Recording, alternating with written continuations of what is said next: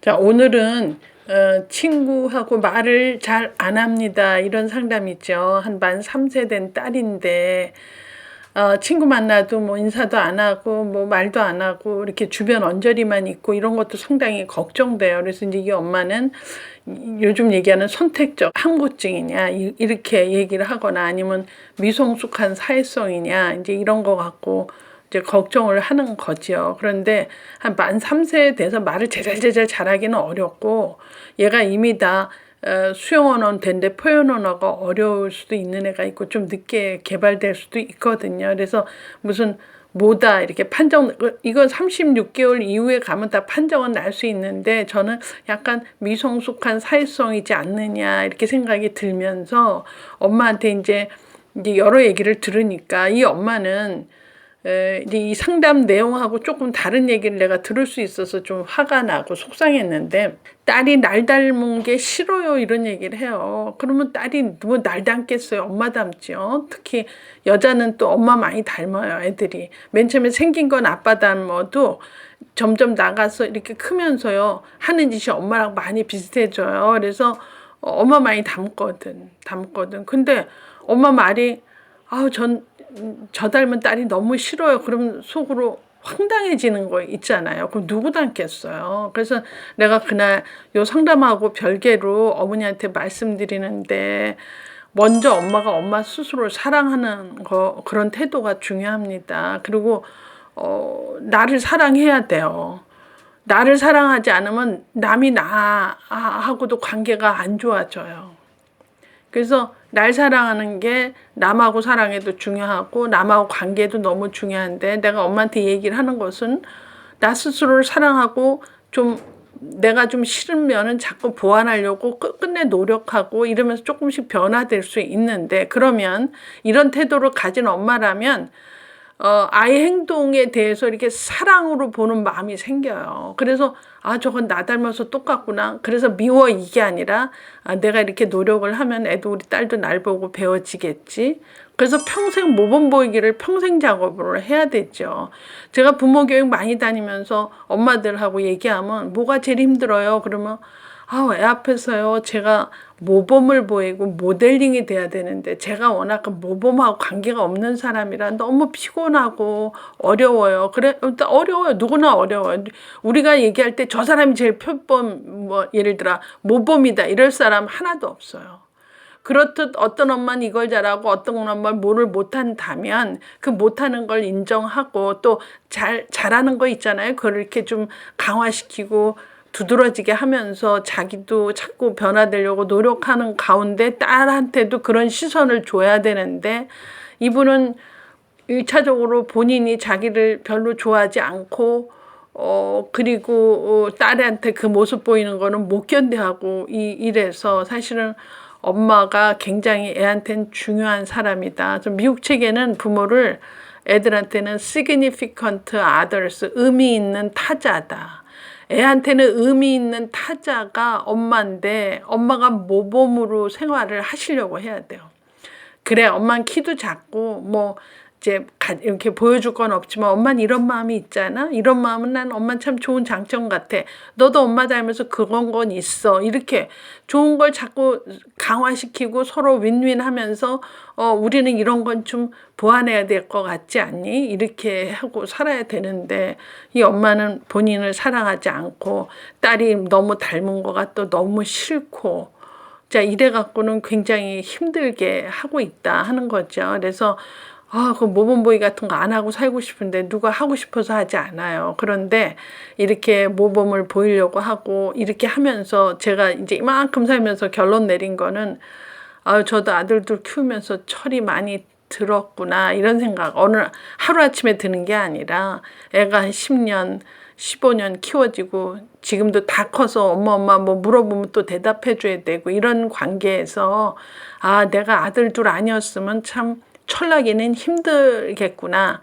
아들 있어서 내가 지금도 이렇게 좀 이렇게 정리를 앞뒤로 하면서, 내가 이 얘기를 하면 얘가 어떤 영향을 받을지, 또 내 지금 생각난 대로 얘기하면 얘가 마음에 상처를 줄까 또 걱정이고, 이런 모든 고려를 한다는 것 자체가 정말 애에 대해서 모범을 보이려고 하는 거니까 저도 애를 통해서 성장한다고 생각해요. 그래서 지금 이렇게 말 안 하고 사회성 없고 이런 것들이 다 모두 걱정거리로 될 수는 있지만 어머님이 먼저 생각을 좀 바꾸셔야 된다. 그래서 이제 애한테는 엄마가 의미 있는 타자로서 엄마가 나를 사랑하고 본인을 사랑하고 본인의 결점을 보완하려고 노력하는 이런 자세로 딸하고 상호작용한다면 딸이 날 닮아서 싫어요 소리는 하지 않을 것 같고, 자, 그런 관계 속에서 애들이 보고 배울 게 있을 것이다. 이런 생각이 들죠. 그래서 모범 보이기가 말처럼 쉽진 않지만 누구나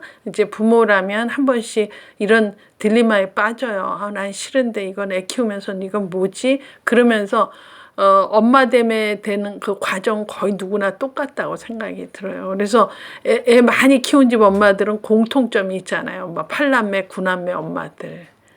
웬만해서 노하거나 화내지 않고 이렇게 다 일처리를 하시는 것은, 그쵸, 이게 뭐 이렇게 쉬운 작업은 아니라는 걸 그들은 경험을 통해서 알지 않았나 이런 생각을 하고, 일단 단순히 애하고 안 놀고 인사 안 한다 이러면 인사하는 그 예절을 자꾸 엄마가 먼저 모범을 보이고 엘리베이터 안에서 할아버지 보고 인사하고 누구 보고 인사하면서 모범을 보인다면 애도 이제 엄마 따라서 인사하고 누구 보면 말도 먼저 걸고 이렇게 하면서 이제 말 안 하고 인사 안 하는 애가 점점 벗어날 수 있다. 그래서 만 3세기 때문에 소아정신과 가서 선택적 항구증인지 한번 알아봐라 이럴 수도 있지만 저는 그러기보다는 이제 일상적인 생활에서 엄마가 모범을 보이고 먼저 인사하고 먼저 말 걸고 뭐 이런 일들을 조금씩 하면 애가 점진적으로 달라진다. 그래서 한 만 3세, 4세까지는 이제 언어 폭발이 막 생기면서 얘기를 막